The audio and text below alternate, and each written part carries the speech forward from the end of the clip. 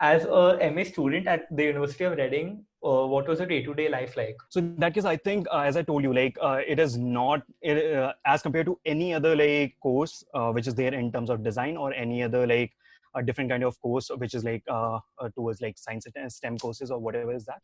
So in this case, like you would like you can compare the MA at Reading towards much more towards the STEM side, where like science and technology you do like intensive research. So if you're talking about like I want to draw this letter, then you have to justify why that letter is being drawn of that type. So it's like it's not much more towards the design bit. It was like it was designed like basically the course was divided into two sections. One is your basically your typeface design project, which is your which is there, which was the initial bit, and the second deliverable which was there was your dissertation, which is again like your proper thesis, which like kind of became my major part of the research.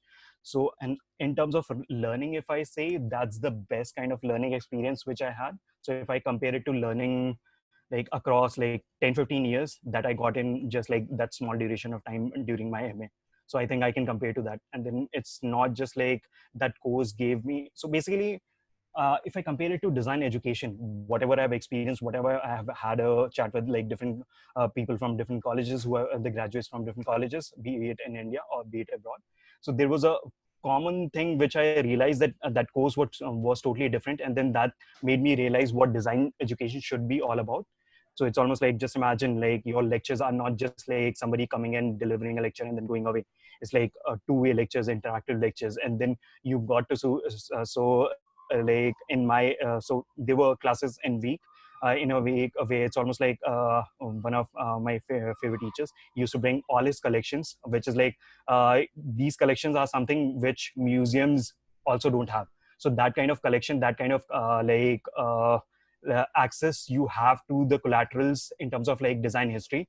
So because a lot of books, if you see like which are like related to typography or which are related to design, refer to the archives of University of Reading. So I think that was one of the privilege which I had, that I had all that access.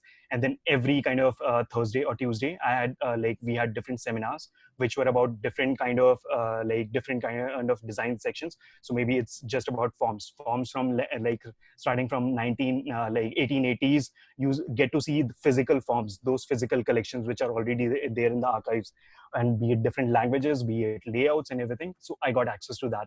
So I think that's what, like, if you are spending that kind of money for education, you're not spending it to just get lectures, but to just see tangibly what used to happen, what was the thinking behind those things. So I think that was the best part for me. Yeah.